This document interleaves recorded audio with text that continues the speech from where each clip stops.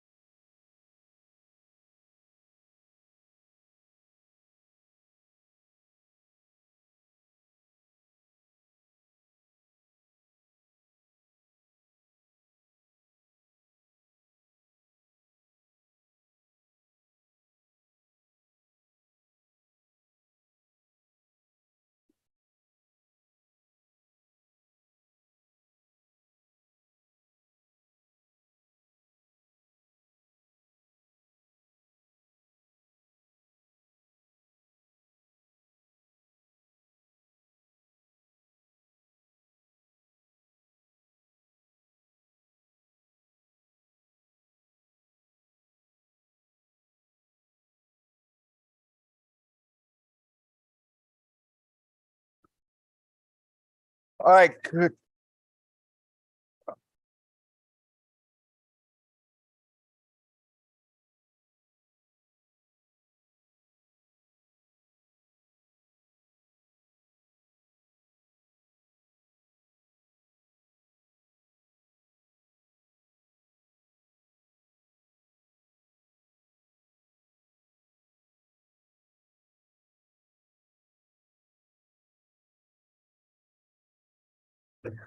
All right, good afternoon, everyone. Would like to call back to order the Judiciary Committee meeting for March 31st, 2023. Our final JF meeting here on our JF deadline day, although my guess is this is not the last time we will see each other. My guess is there'll be some referrals coming at some point, but for the time being, we're happy to be here at JF deadline day. I know we have some new members of the committee, so just kind of some rules of the road before we get going on JF day. We have a very aggressive agenda, a lot of bills on this. We're going to try to get to as much as we can. So please try to stay close. We will hold votes until 3:30 on early bills, but after 3:30, if you miss a vote, you miss a vote because stuff has to get upstairs by 5 o'clock. So we can't hold votes after 3:30. And we were not necessarily going order on the agenda. We are going to jump around some today. Senator Winfield, anything I missed? All right. We are going to actually start on section 4 of our agenda, which are the claims for possible JF. And I am going to start with number 1 under section 4, which is House Joint Resolution number 41, a resolution granting the Claims Commissioner extension of time to dispose of the claim of Robert Andrews. I'll entertain a motion for a JFS LCO number 6475. So moved. Motion from Senator Winfield, second from Senator Kissel. Vice Chairman Quinn, you could explain, please. Thank you, Mr. Chairman. And before I start, the claims are annually referred to this committee for these types of actions. And I just want to thank the ranking member, Representative Fishbein, and our Yukon intern, Anthony Shimamoto, as well as Bill O'Shea, and everybody else who had a hand in this, including Nate Kallickman. We got through this very smoothly, and I appreciate the very good bipartisan effort and getting this all done in an expeditious manner. 41 grants extensions of time. A number of these have been before us before on extensions of time, and they were granted. We're recommending that it be done again this time, merely because we're going through another change in that office with a new claims commissioner, and we didn't think that it was fair to not grant these extensions with him just coming in. We have another resolution coming up that will allow him to hire a full-time deputy claims commissioner. So we're confident in speaking with him and hearing from him at his confirmation hearing that we're headed in the right direction. So I would urge my colleagues to support Joint Resolution 41. Representative Fishbein. Thank you, Mr. Chairman. I first want to thank Representative Quinn, Vice Chair of this committee, for his diligent efforts with regard to addressing the claims, the resolutions that we have before us. 10 years ago, you never would have thought that the two of us would be sitting here. If you want to look at Supreme Court precedent and those kinds of, you never would have thought that would happen. So I want to thank very much Representative Quinn for, working in a bipartisan, collegial way for the benefit of the residents of the state of Connecticut who are looking to get closure. So thank you, Mr. Chairman. Further on House Joint Resolution number 41. Further on this.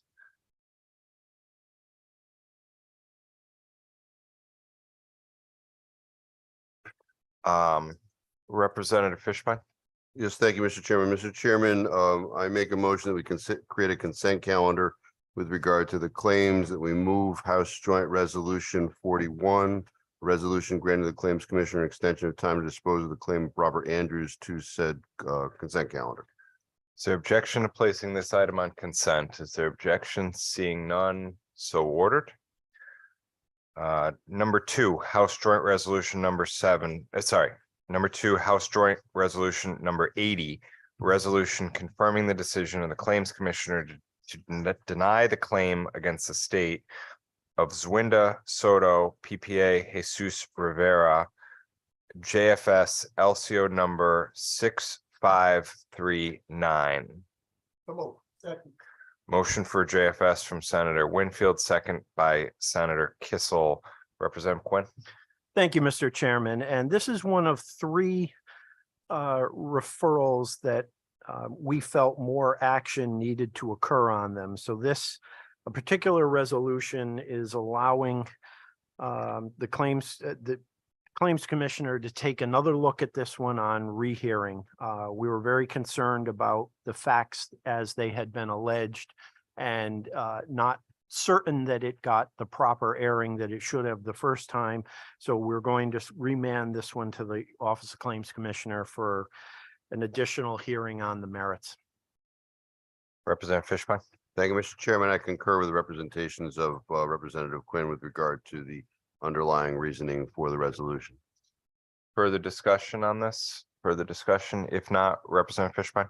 Thank you, Mr. Chairman. Mr. Chairman, I move that we move House Joint Resolution number 80, resolution confirming the decision of the Claims Commissioner to deny the claim against the state of Zwinda Soto, PPA Jesus Rivera, to the consent calendar. Is there objection to placing this item on consent? Is there objection? Seeing none, so ordered. Number 3, House Joint Resolution 94, resolution confirming the decision of the Claims Commissioner to dismiss the claim against the state of Justin Lund, JFS LCO number 6538. Second. Motion for JFS from Senator Winfield, second by Senator Kissel. Representative Quinn. Thank you, Mr. Chairman. This is actually vacating the decisions of the Claims Commissioner in 2 different cases. Again, we, with the assistance of our intern, looked at the facts and circumstances of these 2 cases, and we felt that there could possibly be liability on the part of the state, so that we felt offering the 2 claimants here, or authorizing the 2 claimants here to sue the state, was the appropriate resolution, and I'd encourage my colleagues to support that. Representative Fishbein. Thank you, Mr. Chairman. Mr. Chairman, I concur with the representations of Representative Quinn with regard to the underlying reasoning for the resolution. Further discussion on this resolution? Further discussion? If not, Representative Fishbein. Thank you, Mr. Chairman. Mr. Chairman, I make a motion that we move House Joint Resolution 94, a resolution confirming the decision of the Claims Commissioner to dismiss the claim against the state of Justin Lund to the consent calendar. Is there objection to placing this item on consent? Is there objection? Seeing none, so ordered. Number 4, House Joint Resolution number 100, resolution confirming the decision of the Claims Commissioner to deny the claim against the state of Konstantinos Antonaros, JFS LCO number 6483. Second. Motion from Senator Winfield, second from Senator Kissel. Representative Quinn. Thank you, Mr. Chairman. And in this instance, we have 13 different claims where the commissioner did deny or dismiss them, and they were sent to us for review. We agree with what the commissioner did on these, so we're recommending that the dismissals and denials stand. Representative Fishbein. Thank you, Mr. Chairman. Mr. Chairman, I concur with the representations of Representative Quinn with regard to the reasoning for the underlying resolution. Is there discussion on this resolution? Is there discussion? If not, Representative Fishbein. Mr. Chairman, thank you. I move that House Joint Resolution number 100, a resolution confirming the decision of the Claims Commissioner to deny the claims against the state of Konstantinos Antonaris to the consent calendar. Is there objection to placing this item on consent? Is there objection? Seeing none, so ordered. Number 5, House Joint Resolution number 101, resolution confirming the decision of the Claims Commissioner ordering immediate payment of an award of $3,000 to Konstantinos Antonaros in his claim against the state. This is a JF. Second. Motion from Senator Winfield, second from Senator Kissel. Representative Quinn. Thank you, Mr. Chairman. And I think the first thing I'm going to do is have my CEC get a hold of the clip where Representative Fishbein says he concurs with what I say, and we'll put that on some sort of a continuous loop at some time. But in all seriousness, this was another one that was referred to us. In this instance, the Claims Commissioner did find that there was responsibility on the part of the state and awarded $3,000 in damages. The claimant asked us to review that decision. We concur with the Claims Commissioner that the $3,000 award is appropriate. Representative Fishbein. Thank you, Mr. Chairman. Mr. Chairman, I've listened to what Representative Quinn has represented to us with regard to this resolution in conjunction with the backup. I believe that in this particular occasion, he is correct, and I do support the resolution. Is further discussion on this resolution? Further discussion? If not, Representative Fishbein. Mr. Chairman, I make a motion that we move House Joint Resolution 101, a resolution confirming the decision of the Claims Commissioner ordering immediate payment of an award of $3,000 to Konstantinos Antonaris in his claim against the state. Be moved to the consent calendar. Is there objection to placing this item on consent? Is there objection to placing this item on consent? If not, so ordered. Madam Administrator, when you're ready, we'll take the consent calendar on the resolutions. Consent calendar consisting of House Joint Resolution 41 with LCO 6475, House Joint Resolution 80 with LCO 6539, House Joint 94 with LCO 6538, House Joint 100 with LCO 6483, and House Joint 101. Winfield, yes. Staffstrom, Yes. Flexer, Senator Flexer votes yes. Quinn, Yes. Kissel, Yeah. Fishbein, Yeah. Blumenthal, Yeah. Callahan, Yes. Conley, Curry, Delaney, Delaney votes yes. Dillon, Yes. Doucette, Doucette votes yes. Dubitsky, Yes. Elliott, Yes. Gaston, Yes. Gilchrist, Yes. Godfrey, Yes. Paul, Yes. Harding, Hayes, Yes. Howard, Yes. Johnson, Yes. Khan, Yes. Labriola, Labriola votes yes. Lesser, Mar, Mar votes yes. Miller, O'Day, O'Day votes yes. Osborne, Osborne, yes. Havelock D'Amato, Porter, Sampson, Sampson is yes. Sims, Beach, Beach is a yes. Walker, Wilson.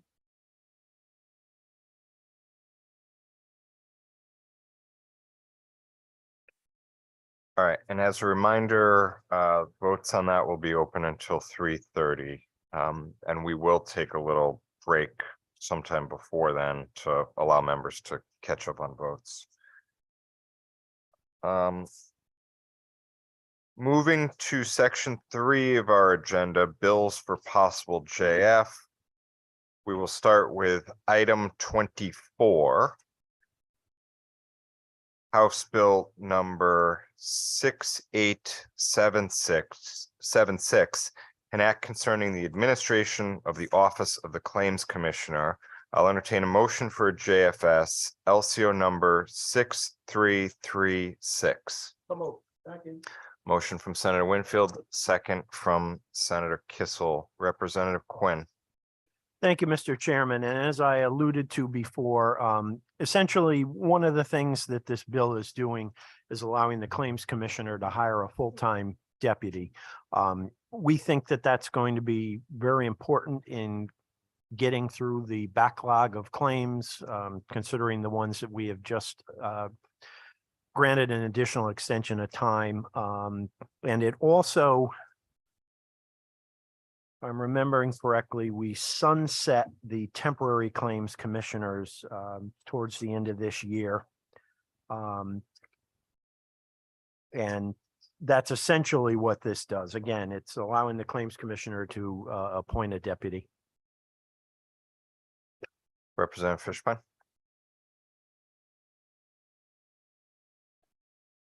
Thank you, Mr. Chairman. Yeah, I think this is another effort to give the Claims Commissioner the tools that we believe to be necessary in bringing that office to a state that we can be more proud of, so that individuals who have claims can have some closure. It has been of concern to me, our Constitution, our state constitution gives a constitutional right to access to our courts and an expeditious disposition of claims. When I say claims, that's a very broad situation, but certainly these individuals are in many cases barred from even going to our courts by the process. And hopefully as we move forward, these people will be able to get that closure, at least in this step of the process, a lot more quicker. And I fully believe that this initiative, this bill before us, is one of those tools to achieve that goal. So thank you, Mr. Chairman. Senator Kissel. Thank you very much, Chairman Staffstrom. I just want to chime in a little bit to say the person that we are entrusting to be the next claims commissioner is in the room with us, Bobby Shea. But I also want to take this opportunity, since I think this is the last claims issue before us this afternoon, to thank Representative Quinn and Representative Fishbein for their really hard work on these issues throughout this session. It's a job that takes a lot of time, a lot of patience, not a lot of glory with it. And we're just very lucky that we have these two individuals who worked hard on this. So for folks that are maybe watching or out in the public, we understand that to some respect, the claims situation in Connecticut right now is rather dysfunctional, certainly not timely. But between Attorney Shea and the hard work of this committee and working in tandem, I believe that we've once again attempted to make great strides in this area. And I have the utmost optimism that we're going to get good results presented to us next year. So again, I just wanted to put that on the record, Mr. Chairman. Thank you. Thank you. Further discussion on this bill? Further discussion on this bill? Seeing none, Madam Administrator, please call the roll. Roll call vote on House Bill 6876 to JFS it to the floor with LCO 6336. Winfield, Winfield, yes. Staffstrom. Yes. Flexer, Senator Flexer votes yes. Quinn, Yes. Kissel. Yeah. Fishbein. Yeah. Blumenthal. Yes. Callahan. Yes. Conley. Curry. Delaney. Delaney, yes. Dillon. Yes. Doucette. Yes. Dubitsky. Yes. Elliott. Yes. Gaston. Yes. Gilchrist. Yes. Godfrey. Yes. Hall. Yes. Harding. Hayes. Yes. Howard. Yes. Johnson. Yes. Khan. Yes. Labriola. Yes. Lesser. Mar. Mar, yes. Miller. O'Day. O'Day, yes. Osborne. Osborne, yes. Pavlock D'Amato. Porter. Sampson. Sampson is yes. Sims. Beach. Beach is a yes. Walker. Wilson.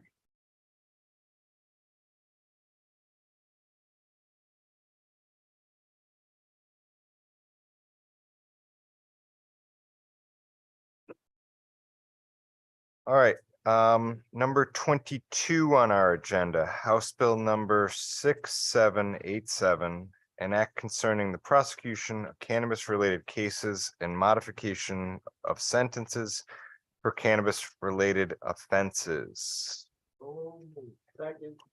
Motion from Senator Winfield, second from Representative Porter. The bill before us has two sections to it.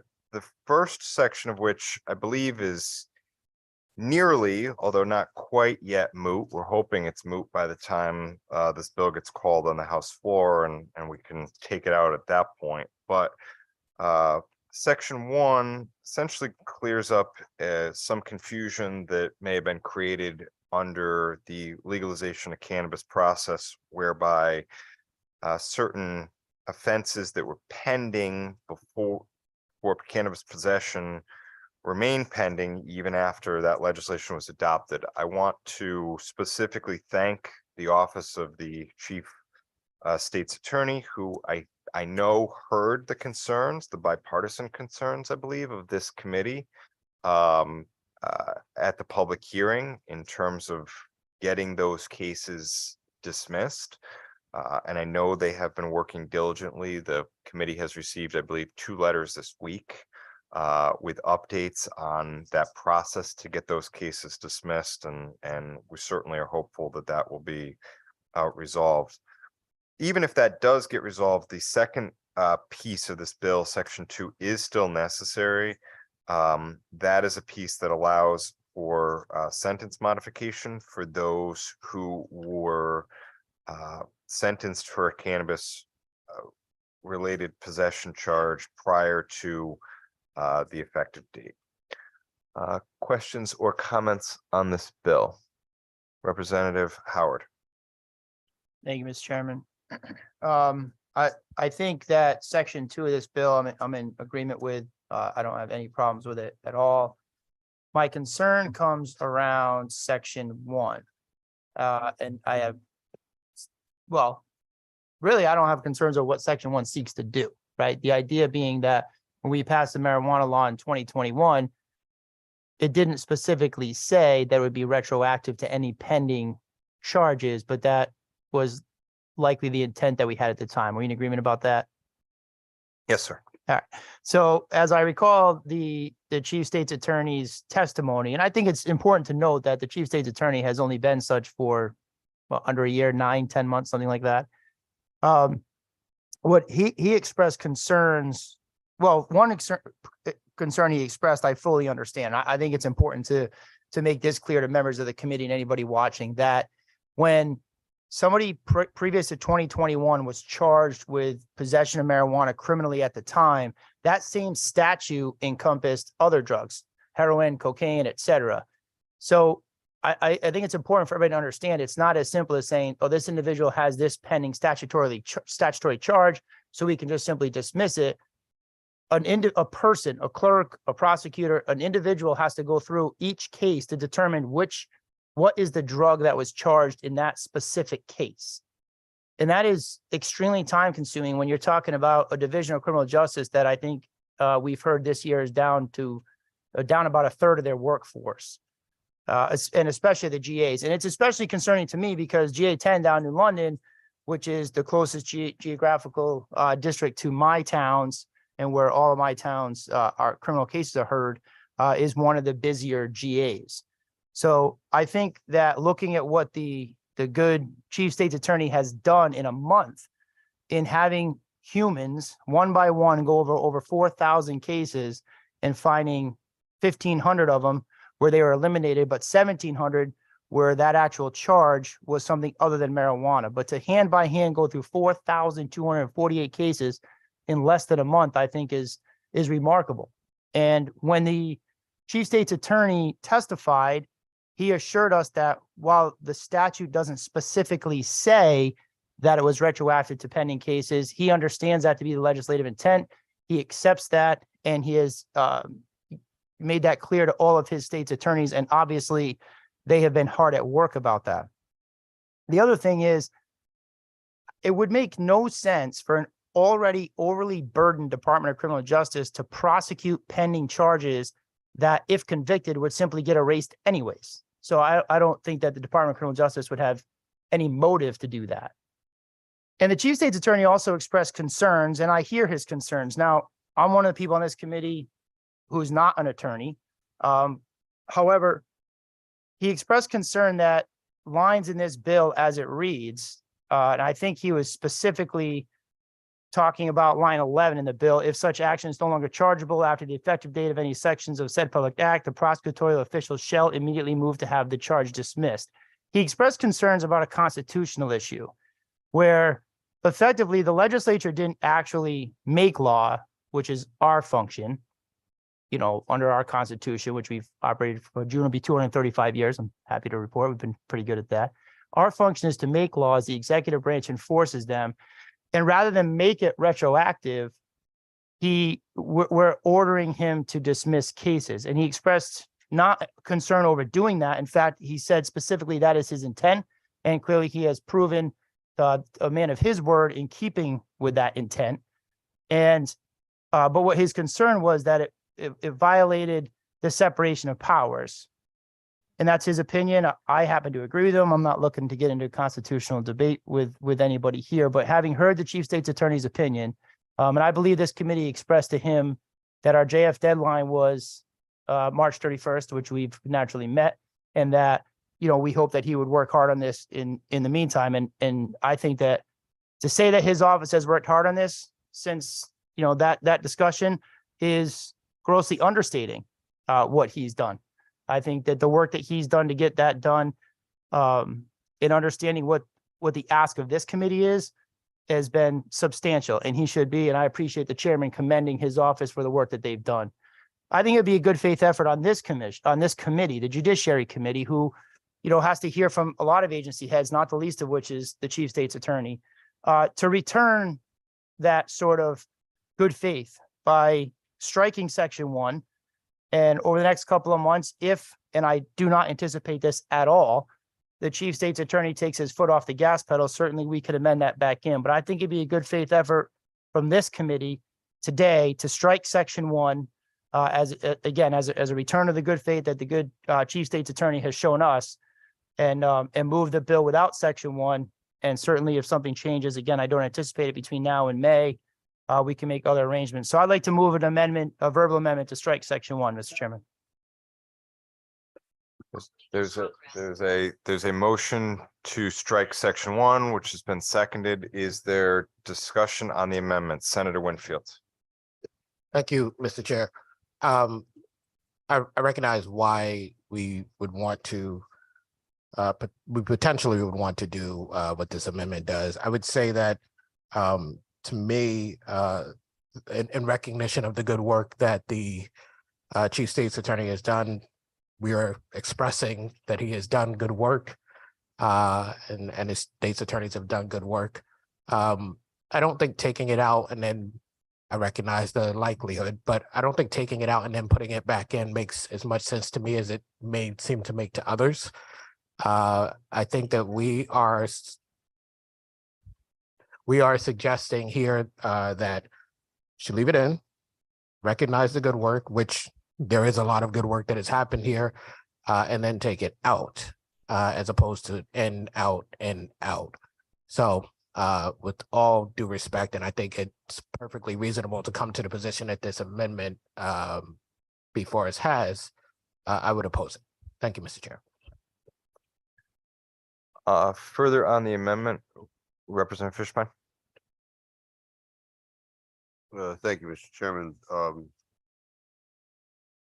As many recognize, in fact, I was trying to recall, somebody came up to me this week and said, I know the Constitution is very important to you.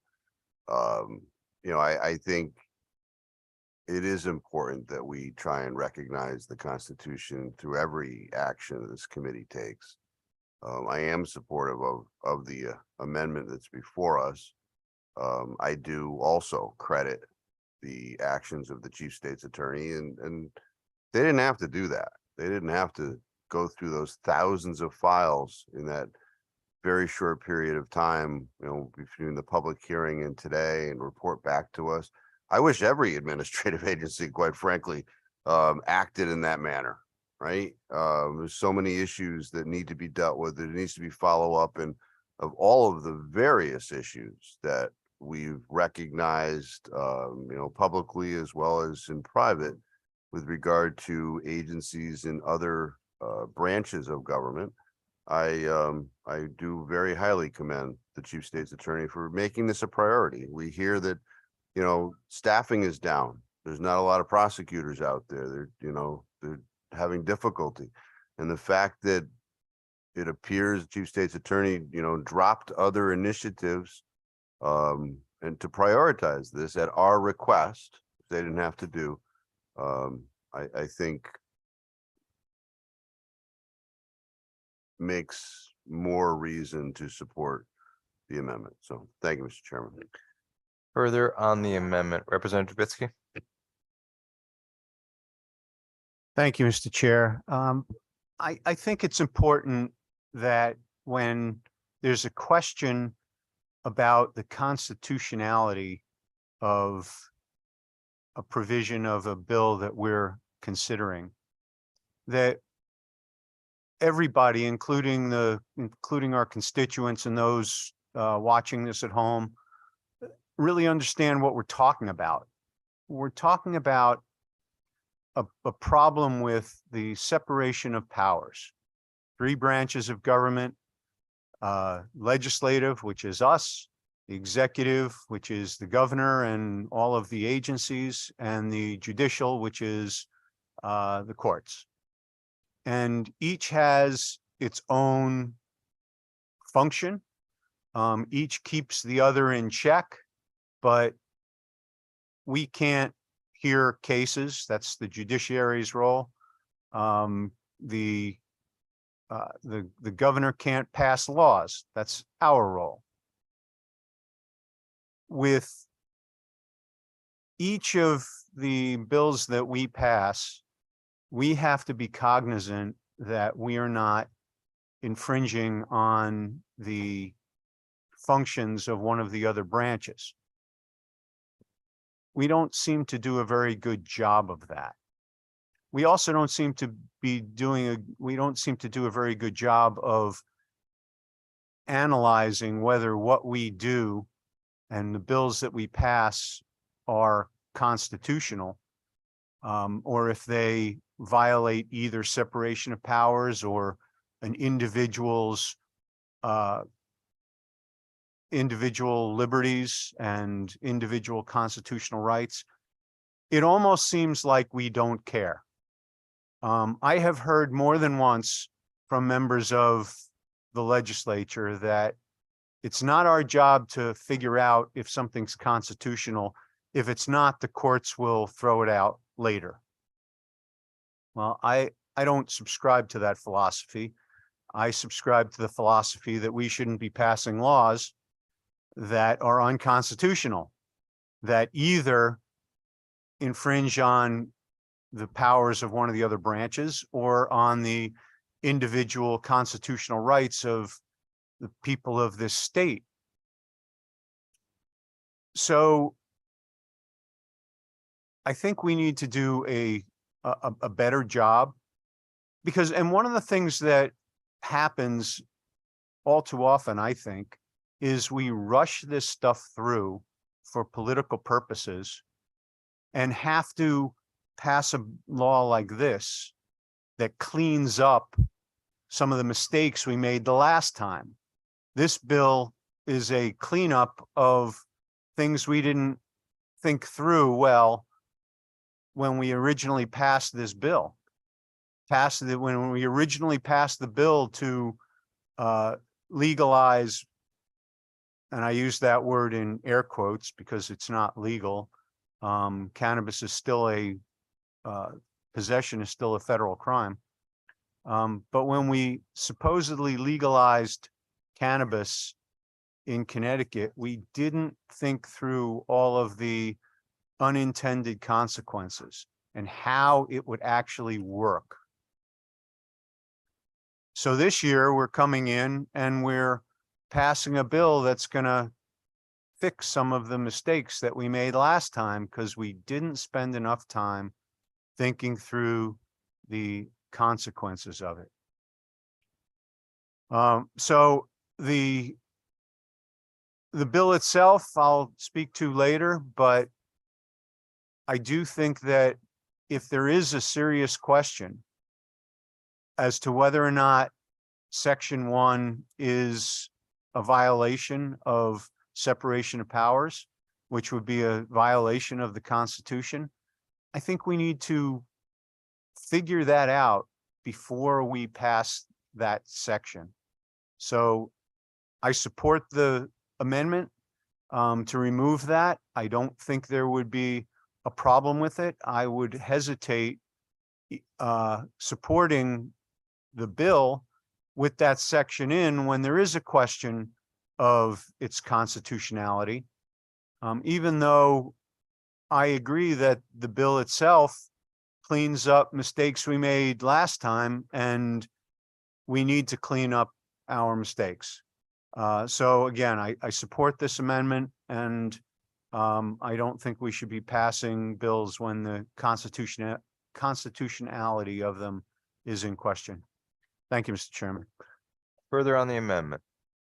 Further on the amendment. If not, I just want to associate myself with remarks of Chairman Winfield. For my part, I do believe this provision passes constitutional muster in that essentially what it is an expression of our intent, and what our intent was in passing legislation last year. And to the extent that intent is not clear, we're making it clear. But more to the point, I want to reiterate that it is unlikely this bill would run in its current form on the floor with Section 1 in it. This is a House bill. It won't run without me saying it's going to run, but certainly with the progress that has been made, and I believe will continue to be made before this bill would see the House floor, at least a month, if not longer from now,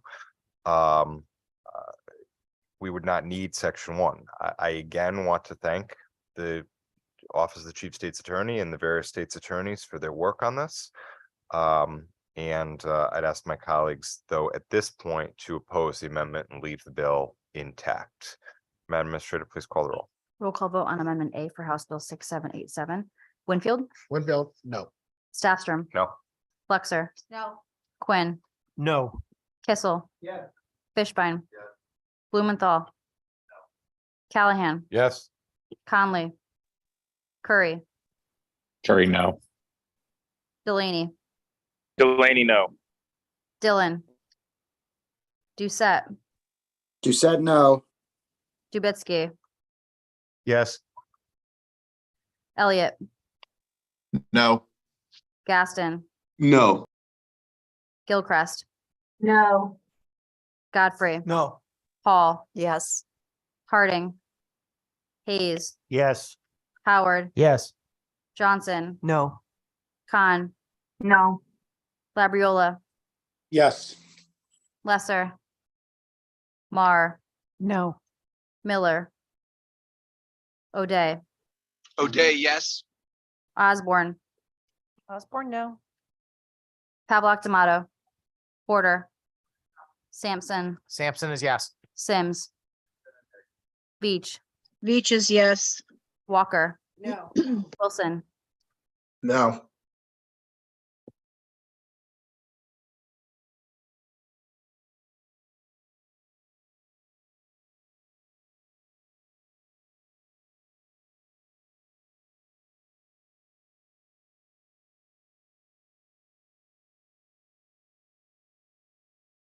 final tally is 16 voting yea, 21 voting nay, and 4 absent. The amendment fails. Representative Howard, you had the floor. Thank you, Mr. Chairman. I'm sorry to see that it failed. As I said, I fully support what we're attempting to do here. And like I said, it was the intent. But as my colleague to the right of me said earlier, unfortunately, I have concerns over the constitutionality of those couple of lines. So I probably won't support it today, which is unfortunate because substantively I agree with what we're attempting to do. But I thank you for it. Thank you, Mr. Chairman. Thank you, Senator Kissel. Thank you very much, Chairman Staffdrum. I'm offering what I hope is considered a friendly amendment. There should have been copies passed out to members of the committee. And essentially, in line 28, it strikes out the phrase on or after. And it's almost in the nature of what my staff perceives to be a scrivener's error, but just to make sense out of the paragraph number 2. And I'm making a motion to adopt this amendment. So we have a motion on Amendment B from Senator Kissel. We have a second from Senator Sampson. The chair does consider this to be a friendly amendment. Further comment on the amendment? Further comment? If not, all in favor, please signify by saying aye. Aye. Opposed? The ayes have it. Further on the bill as amended. Further on the bill as amended, Representative Dubitzky. Thank you, Mr. Chairman. When I spoke about the First Amendment, I indicated that I would be speaking on the underlying bill.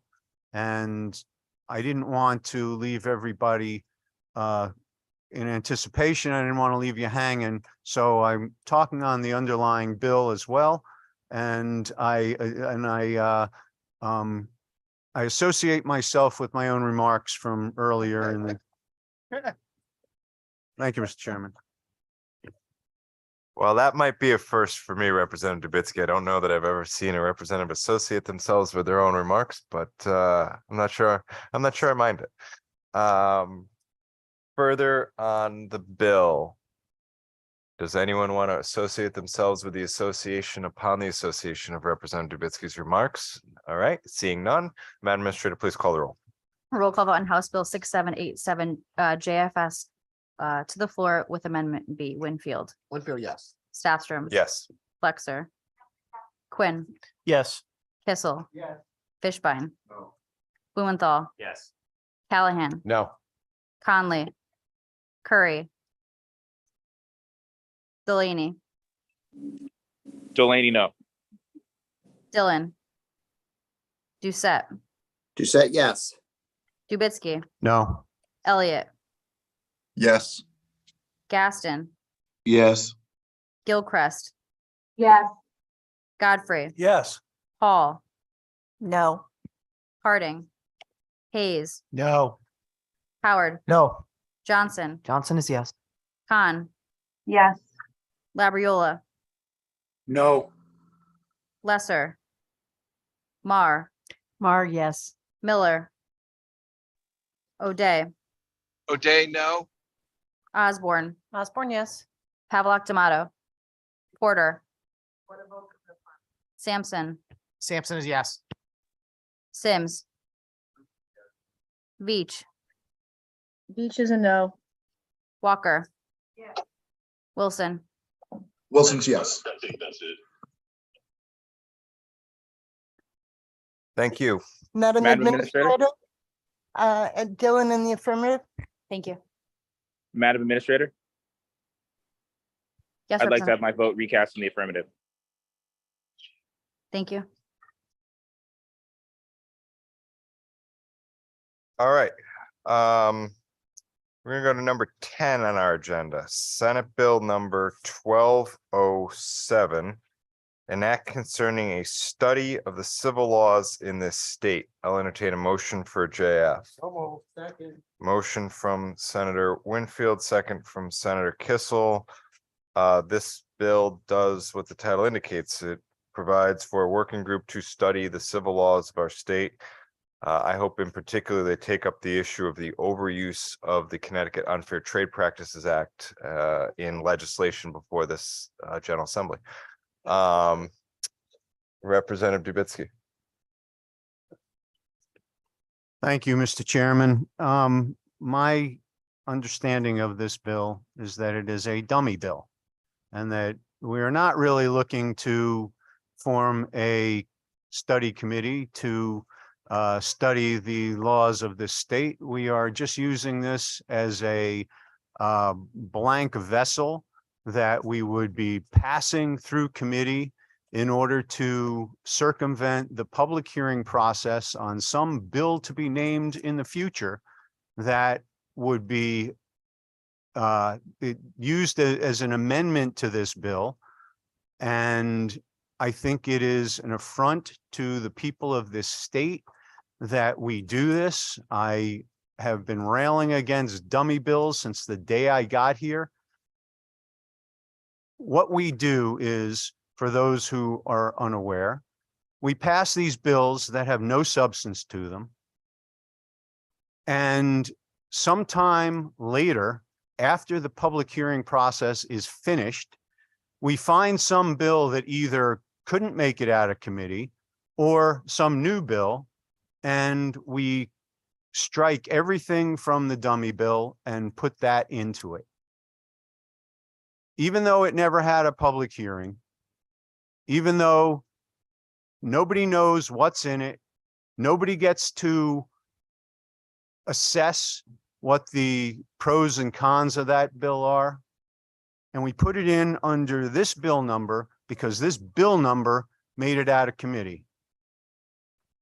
I think it is an affront to our system. Frankly, I think it's dishonest of us to do. I know that both parties love it because it gives them an opportunity to sneak things in at the end when nobody notices it.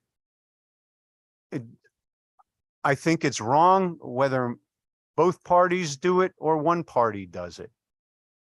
We should not be doing it. Dummy bills are wrong. And I certainly can't support any bill that is designed, is intended from the beginning to circumvent the public hearing process. I thank you, Mr. Chairman. Further questions or comments on this bill? Further questions or comments? Seeing none, Madam Administrator, please call the roll. Roll call vote on Senate Bill 1207 to JF it to the floor. Winfield, Winfield, yes. Staffstrom, Yes. Flexer, Flexer, yes. Quinn, Yes. Kissel. Yes. Fishbein. Blumenthal. Callahan, Yes. Conley, Curry, Delaney, Delaney, yes. Dillon, Doucette, Doucette, yes. Dubitsky, No. Elliott, Elliott, yes. Gaston, Yes. Gilchrist, Yes. Godfrey, Yes. Paul, No. Harding, Hayes, No. Howard, Yes. Johnson, Johnson is yes. Khan, Yes. Labriola, Yes. Lesser, Mar, Mar is yes. Miller, O'Day, O'Day, yes. Osborne, Osborne, yes. Pavlock D'Amato, Porter, Sampson, Sampson is no. Sims, Beach, Beach is a no. Walker, Wilson. Wilson is a yes. Number 11, Senate Bill number 1212, an act concerning a study of the criminal procedure laws of this state. Motion for JF. Motion from Senator Winfield, second from Senator Kissel. Discussion on this bill, Representative Dubitsky. Thank you, Mr. Chairman. And I would encourage people to look at the titles of this bill and the one that just passed. An act concerning the study of the criminal procedure laws of this state. The previous one, an act concerning a study of the civil laws in this state. Dummy bills. They don't have any substance to them. Nobody's going to go do a study on the criminal laws, the criminal procedure laws of this state.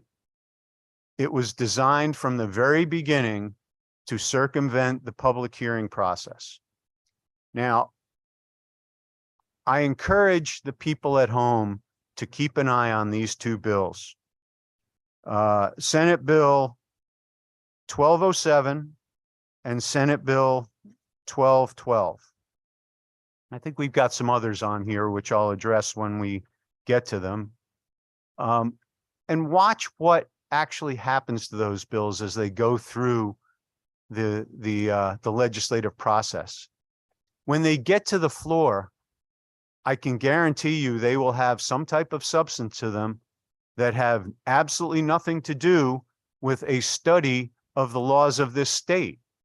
They could be virtually anything that is associated with the Judiciary Committee. Anything. We had a couple bills a number of years ago that had to do with dogs. It came out of environment. It was a dog bill that had a title about dogs. And what actually got inserted into that bill dealt with covering of cement plants. It had nothing to do with dogs, but still had that same title, still had the same number, and we voted on it. And you can imagine people at home that are following this, that had some interest in a dog bill. Suddenly their bill now talks about cement plants. Well, that's the same thing that this bill is here for. It's just an empty vessel that's going to be filled in later without any ability for the people of this state to make any comments on it. It's wrong. It's designed to circumvent the public hearing process, and we shouldn't be doing it. And again, this is done by both parties, and it is wrong when done by both parties. Thank you, Mr. Chairman. Further questions or comments on this bill? Further questions or comments? If not, Madam Administrator, please call the roll. Roll call vote on Senate Bill 1212, the JF to the floor. Winfield, Senator Winfield, yes. Staffstrom, Yes. Flexer, Senator Flexa votes yes. Quinn, Yes. Kissel. Yeah. Fishbein. Blumenthal. Callahan, Yes. Conley, Curry, Delaney, Delaney votes yes. Dillon, Doucette, Doucette, yes. Dubitsky, No. Elliott, Elliott, yes. Gaston, Yes. Gilchrist, Godfrey, Yes. Hall, No. Harding, Hayes, No. Howard, Yes. Johnson, Yes. Khan, Labriola, Yes. Lesser, Mar, Mar, yes. Miller, O'Day, Osborne, Osborne, yes. Pavlock Tomato, Porter, Sampson, Sampson is no. Sims, Veach, Beach is a no. Walker, Yes. Wilson. Wilson is a yes.